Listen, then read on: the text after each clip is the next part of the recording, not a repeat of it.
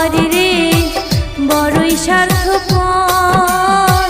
বুকের মাঝে জায়গা দিলে যতন কইরা ভাঙে রে অন্তর। বুকের মাঝে জায়গা দিলে যতন কইরা ভাঙে রে অন্তর। অচেনা এক জঙ্গলার পাখি যতন কইরা